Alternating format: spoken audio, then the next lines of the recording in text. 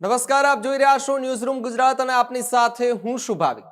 ફરી એકવાર વેધર એનાલિસિસની અંદર ચર્ચા કરવી છે. વરસાદ જે અટવાયેલો છે, જે દક્ષિણ ગુજરાતના અમુક ભાગોની અંદર હજુ પણ ચોમાસું અટવાયેલું છે, શું એ મહિનાના આ છેલ્લા દિવસે કે ત્યાંથી આગળ વધશે કે પછી જુલાઈ મહિનામાં પણ જે પહેલો સપ્તાહ જુલાઈનો હશે ત્યારે પણ એ ચોમાસું ત્યાંનું ત્યાં અટકેલું રહેશે અને ગુજરાતની અંદર હજુ પણ વરસાદ માટે રાહ જોવી પડી શકે તેવી સ્થિતિનું નિર્માણ થઈ શકે એવું છે.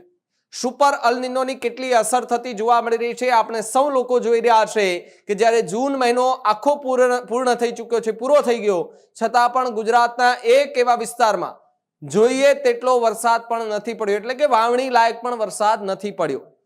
જે સિસ્ટમો બની રહી છે, સિસ્ટમો મજબૂત બની રહી છે, એની સામે પણ ના નહીં, પરંતુ સુપર અલ નિનો એ સિસ્ટમોને તોડી રહી છે, વિખેરી રહી છે અને આના જ કારણે વરસાદ એ ખૂબ ખેંચાઈ રહ્યો છે અને હવે ખેડૂતો જે છે તેમની મુશ્કેલીમાં પણ ક્યાંક વધારો થતો પણ જોવા મળી રહ્યો છે. કારણ કે 40%થી વધુ ખેડૂતોએ વાવણી કરી લીધી છે.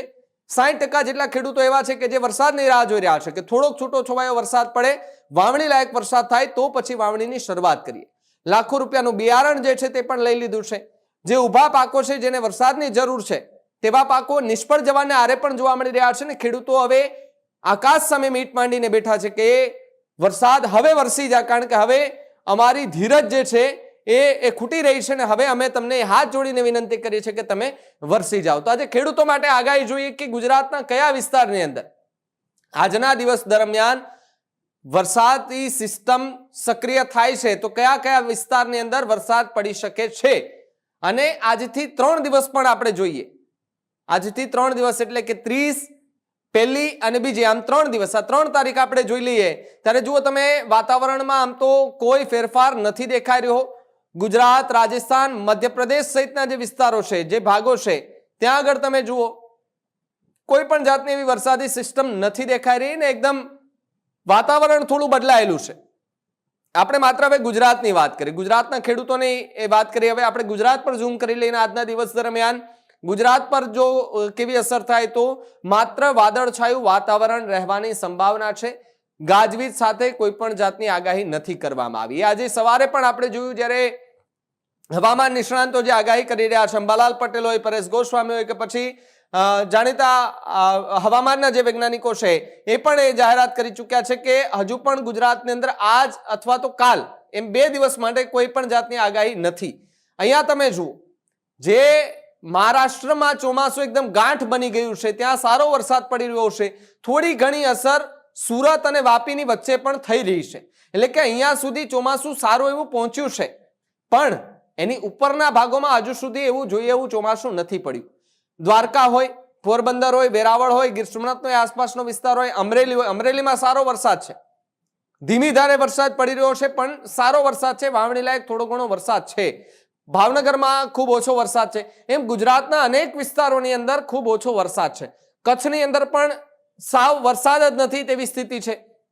સૌરાષ્ટ્રની અંદર પણ એ જ પ્રકારનો માહોલ. પણ હવે અહીંયા તમે જુઓ કે અહીંયા તમને જે આ વસ્તુ દેખાઈ રહી છે, સેન્ટરની અંદર આ ગુજરાતનો આપણો નકશો છે અને એની એકદમ વચ્ચોવચ કે જ્યાં સુરેન્દ્રનગર, અમદાવાદ, રાજકોટ, બોટાદ સહિતના જે વિસ્તારો છે એ વિસ્તારોની અંદર વાદળછાયું વાતાવરણ છે. પણ છેલ્લા 3 દિવસથી અમદાવાદ, રાજકોટ, સુરત, વડોદરા આ જે મહાનગરો છે, આ મહાનગરોમાં 40 ડિગ્રી તાપમાન રહ્યું છે.